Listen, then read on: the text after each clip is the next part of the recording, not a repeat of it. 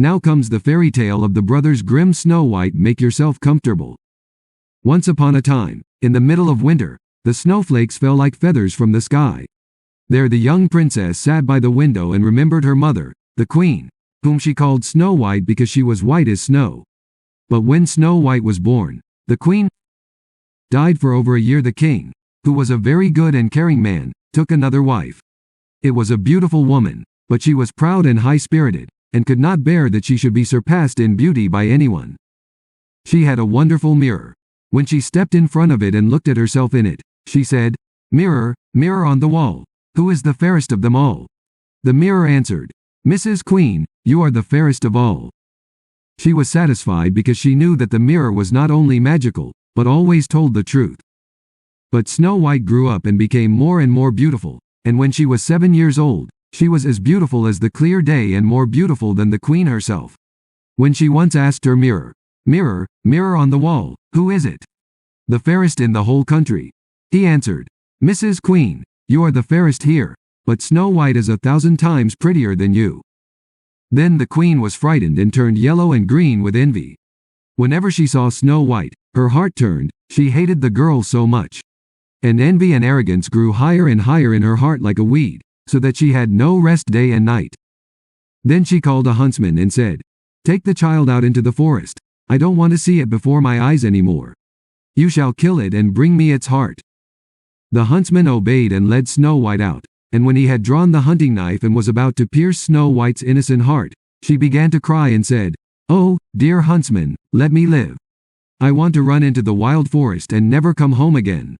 And because she was so beautiful, the hunter took pity and said, "Run away, you poor child." And just as a young piglet sprang up, he stabbed it, took out the heart, and brought it to the queen as proof. Now the poor child was alone in the great forest. Then it began to run and ran as long as its feet would carry it. Then Snow White saw a little house and went in to rest. Everything in the little house was small, but so neat and clean that there was nothing to complain about. There was a little table with 7 small plates, each plate with its little spoon.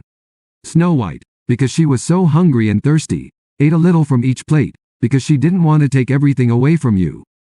7 little beds were placed next to each other against the wall and covered with snow white sheets. Afterwards, because the poor child was so tired, she lay down in a little bed, but none fit.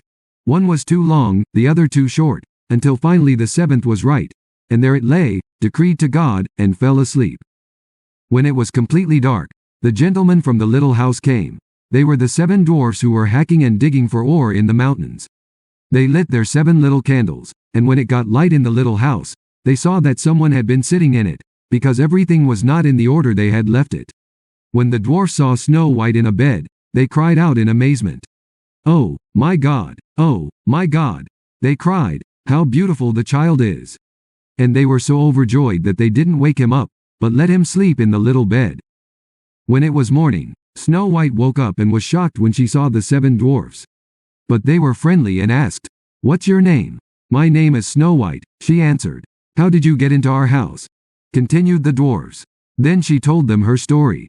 The dwarf said, "If you want to do our housekeeping, cook, make beds, wash, sew and knit, and you want to keep everything neat and clean, you can stay with us and you shouldn't want for anything." "Yes," said Snow White, "with all my heart," and stayed with them. She kept their house in order.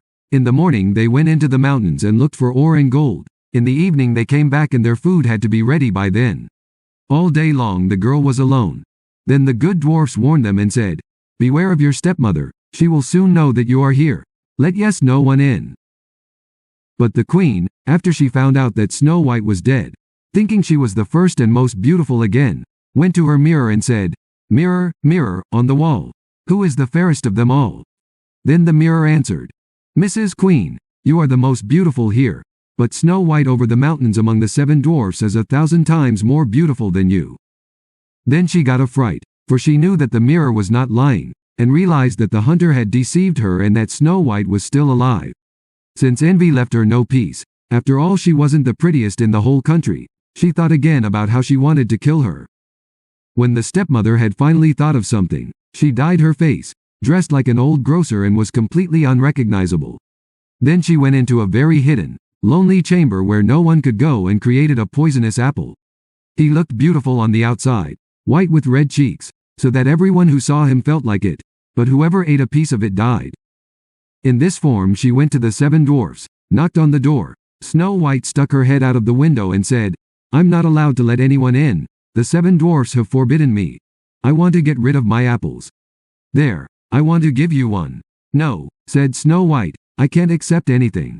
"Are you afraid of poison?" Snow White looked at the beautiful apple, and when the shopkeeper handed her the apple, she couldn't resist any longer, reached out and took the poisonous fruit. But she had scarcely had a morsel of it in her mouth when she fell dead to the ground. The little dwarfs, when they came home in the evening, found Snow White lying on the ground, and there was no more breath out of her mouth, and she was dead.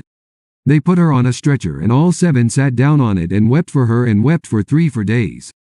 Then they wanted to bury her, but she still looked as fresh as a living person. They said, "We cannot sink her in the black earth," and had a transparent coffin made of glass so that she could be seen from all sides, put her in it, and wrote her name on it in gold letters, and that it was a king's daughter. Then they put the coffin out on the mountain, and one of them always stayed and guarded it.